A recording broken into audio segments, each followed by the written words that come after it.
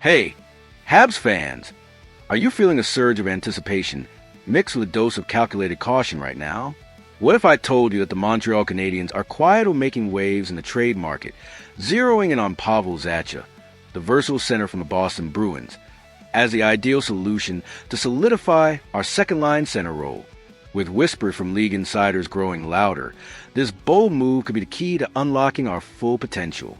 Today, we're diving deep into this electrifying speculation, breaking down Zacha's fit with the Habs, analyzing the steep price of such a deal, and debating if this is a strategic play to propel us into true contention. Let's unpack this high-stakes rumor and see if Montreal is ready to cross the threshold for a game-changing addition. Let's set the stage with the latest buzz stirring the NHL trade waters. The Canadiens, off to a promising 3-1-0 start in the 2025-26 season after a playoff return last year, are determined to address a lingering need at second-line center, 2C, behind Nick Suzuki to balance their attack. With over $38 million in projected cap space for 2026-27 after shedding Carey Price's contract, GM Kent Hughes has the financial flexibility to pursue significant upgrades. According to sources within the league, Pavel Zacha, a 28-year-old center with the Boston Bruins, has emerged as the most realistic target for Montreal's quest to bolster their middle six. While no deal is confirmed, the speculation is heating up, with observers noting that the door is open for the Habs to make a decisive move. Now, let's dive into why Pavel Zacha is such a compelling fit for the Canadiens.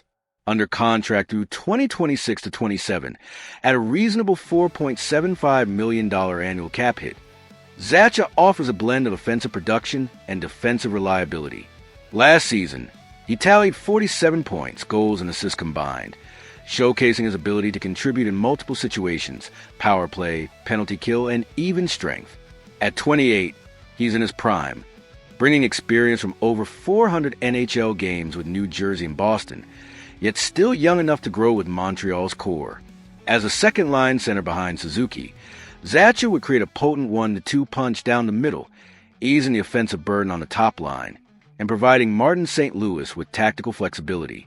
His two-way play and size, 6 feet 3 inches, 210 pounds, align with the Habs' push for a balanced, competitive identity, making him a near-perfect piece of puzzle. Let's imagine Zacha's impact on Montreal's lineup. Slotting him as a second-line center alongside talents like Ivan Demidov and Patrick Lane would form a dynamic secondary scoring unit, capable of challenging opposing defenses night after night. Picture Zacha using his playmaking to set up Demidov for sniper finishes or leveraging his frame for net front goals. His 47 points last season prove he can produce. His defensive responsibility would also stabilize the line, allowing St. Louis to roll two reliable centers in Suzuki and Zacha, a luxury for a team aiming to build on last season's playoff momentum. Beyond the ice, his experience would mentor younger players, adding poise to a roster hungry for consistency. This isn't just a roster tweak. It's a potential catalyst to elevate the Habs from playoff hopefuls to serious contenders in the Atlantic Division. Of course, landing Zacha comes with a hefty price tag and significant obstacles. The Boston Bruins, as a league insider noted, are in a strong position and don't need to make a trade, meaning the cost will be high. While exact trade details remain speculative, analysts suggest Montreal might need to offer a package, including a 2026 first-round pick and a top prospect like Owen Beck or Adam Engstrom, possibly paired with a current roster player like Kirby Dach or a depth forward. Hughes, known for strategic asset management, must weigh this against preserving the Habs' rich prospect pool, a cornerstone of their rebuild.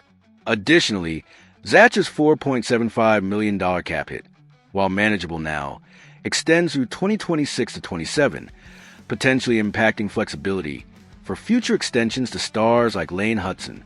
The Bruins could simply refuse to deal unless the return is extraordinary, as one observer cautioned, especially given Zacha's value to their own middle six depth. Let's dig into the risks and counterarguments fueling the debate. Critics question if Zacha is worth the steep cost for a team still ascending, with one opinion noting, Montreal is in rise mode, but overpaying could set them back. While his 47-point signal reliability, he's not an elite superstar, and there's a chance he doesn't fully transform the second line as hoped, especially under the intense scrutiny of the Montreal market. If the Bruins hold firm, as they might given their competitive standing, the Habs risk wasting leverage chasing an unattainable target. There's also the strategic concern.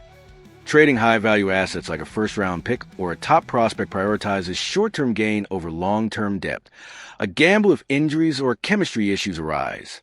Analysts warn that failing to act now could delay the franchise's upward trajectory, but overreaching poses its own dangers.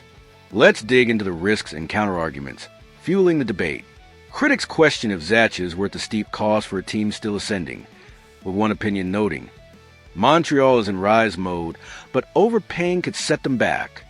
While his 47-point signal reliability, he's not an elite superstar, and there's a chance he doesn't fully transform the second line as hoped, especially under the intense scrutiny of the Montreal market.